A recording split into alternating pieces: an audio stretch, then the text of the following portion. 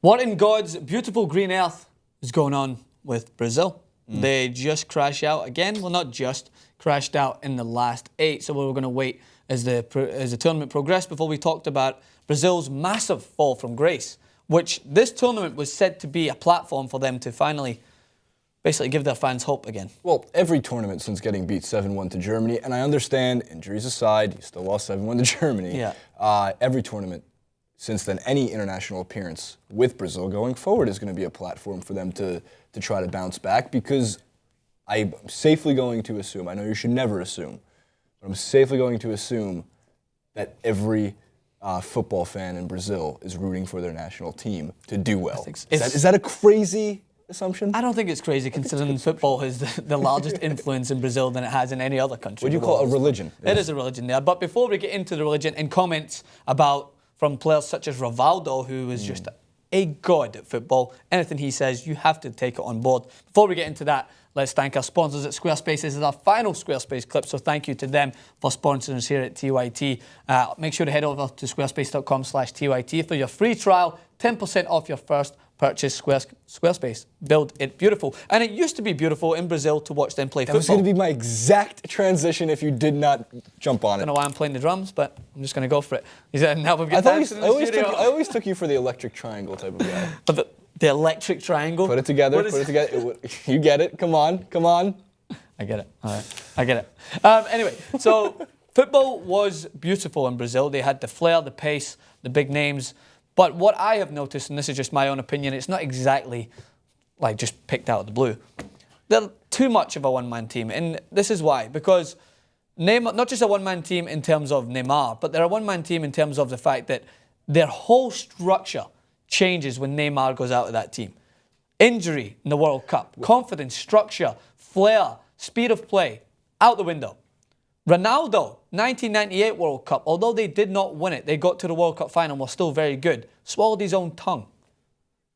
Wasn't exactly the most prominent player before that stage. He was great in the World Cup, but they managed to try and get through it without him, and they just were beaten by a better side because, yes, he was so influential in their team, but they always had Rivaldo. They had Ronaldinho coming up. They had, at the back, they had Cafu, who was a leader. They had Dunga, who's now the coach. And nowadays, it just seems that they're relying on 2 players, I see. Thiago Silva at the back, who's still without a firm partnership next to him, is sometimes susceptible, even though I think he's a great defender. And then Neymar up top. So losing those influential players, they're no longer a dynasty. And you cannot be a dynasty when you rely so heavily on 1 or 2 players. So you mentioned the structure issue, and as you said, like without Neymar in that lineup, they don't have any structure, which is obviously going to be a major problem going forward. But I guess my question for you, Francis, really is, what did they do back then in 1998 when they lost their star players and their world-class talent to injuries or bookings, whatever it might be? What did they do back then to put together a structured team? Did they change up their tactics? Did they change up their formations? What could they do now with who they have? Because it's not like they don't have any talent. If I'm correct, Oscar, Hulk, although probably one of the cooler names in all of soccer, and David Luiz still play on this team. It's not like they have just nobodies going out there. It's not Portugal without Ronaldo. Yeah, and that's a good question, and Per, a good question. I'm going to make a good point. So what happens when you lose your star player usually is that you bring in someone to fit into his role. Because each player, no matter how good they are, have a role. You shouldn't be building your team around that player as a whole. Yeah, and when Neymar plays in that attacking third, they find him wide left. They'll find him drop in the middle. And they find him, and hopefully that he spurs forward the attack. I don't see an attacking formation when I see Brazil play. When I see in the past, when they had Ronaldo spearhead their attack, and he would play off with Rivaldo, who'd pick the ball up deep, and Ronaldinho, they were always very attacking going forward, which Brazil still are attacking. But I don't think they feel that they can execute that game plan without their star man. And that's something that has changed for Brazil, because they used to have star men, but they would have prominent players throughout Europe. Ronaldo, as we said, and then we had Roberto Carlos at left back and Cafu. Maybe they just don't develop as prestigious of players, and a lot of players somewhat flatter deceive now. And Robinho was always tipped to be one of the best, and he was very good, but never really made it to that standard. Kaká on his way down towards the latter stages of his career. It seems that Neymar's the only one that's kind of holding that light next to the Ronaldos and the Rivaldos of the world. So, and this is reiterated through Rivaldo himself. He came out after their exit and was really upset and basically explained his comments to his friend Dunga, who he played alongside. He said that on Tuesday, it was 13 years since Brazil won its 5th World Cup. He'll never forget that moment, truly so. But he's basically complaining about the selection of players because Everton Ribeiro was played and Diego Tardelli, who play in the UAE, which is United Arab Emirates League, and in China, respectively.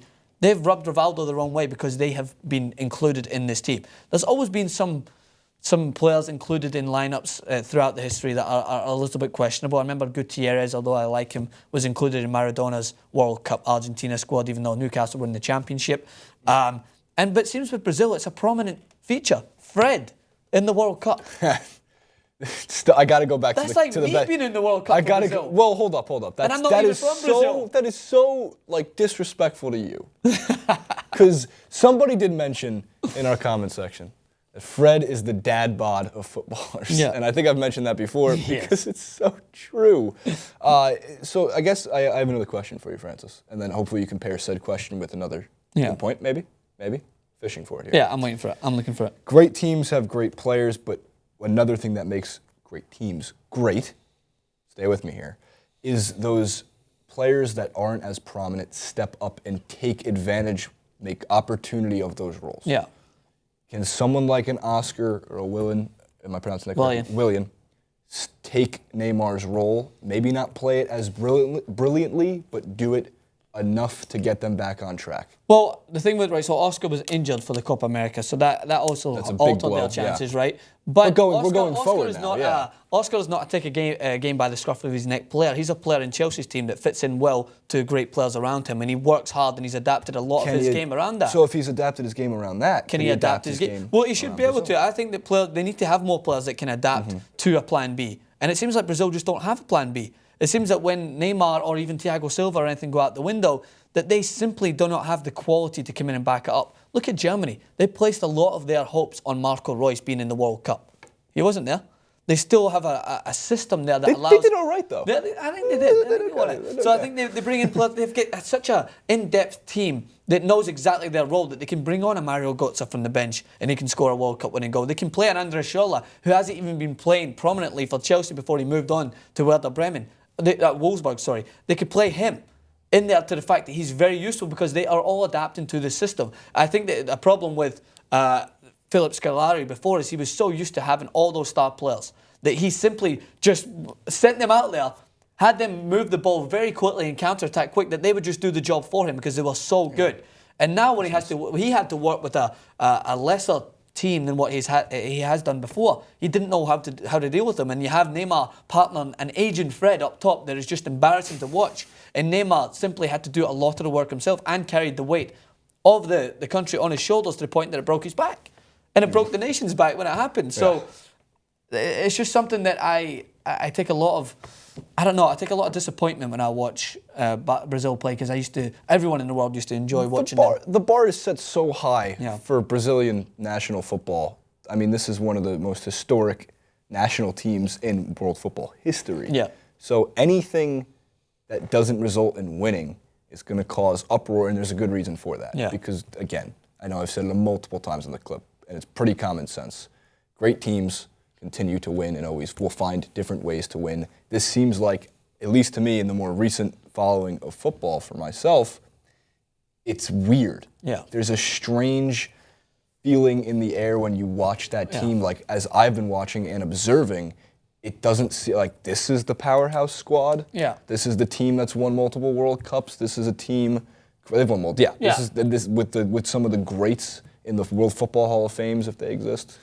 Statues erected, all that stuff.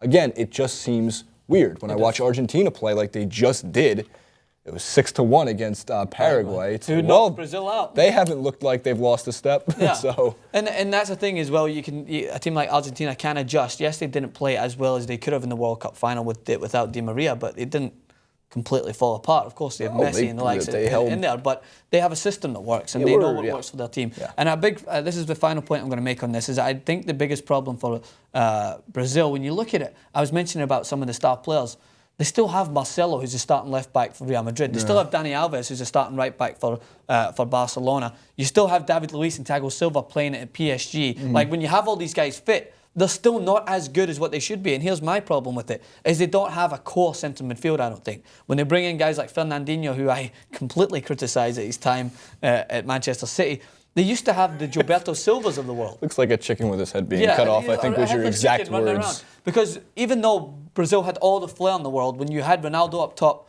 Rivaldo dropping deep, you had just outstanding talent throughout. You also had the core of the team, which was a Gilberto Silva, and then before that was the Dungas of the world, who were hard-working defensive midfielders. They need someone like a Matic. How about converting him to be Brazilian?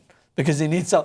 It would be it's tough to do that. Crazy enough, real quick point on HBO's Real Sports with Brian Gumbel. They did a clip on Qatar and how they bought athletes to come over and then change their nationality and their names, Kenyan athletes to become runners, and now they're doing the same thing for football. So they're trying to, because they want to be able to put up somewhat of a team for the World Cup when they're doing it, because everyone's going to be hating them because they're like, why the fuck did you take my World Cup to the winter? So Francis Maxwell, originally Scottish, maybe now maybe you can give Brazilian. me a call up. I'm sure I could go to Qatar, play for a couple of months, pay me some extra cash, and I'll lead your team. You'd probably get a tan. Yeah. I could use one too. So. I'll be as red as the back of this screen. All right, well, let us know what you guys think about Brazil. Has their fall from grace been as painful to you as it has been to us football fans all across the world? Leave your comments in the section below, and be sure to subscribe to TYT Sports. Jason Rubin 91, Francis_Maxwell. But before you go, Squarespace. Make sure to head over to squarespace.com/TYT for 10% off your first purchase. You also get a free trial. You can build a website that looks awesome, I think, as Cenk Uygur, our host and CEO, would say. Squarespace, build it beautiful. But before you go. But before you go.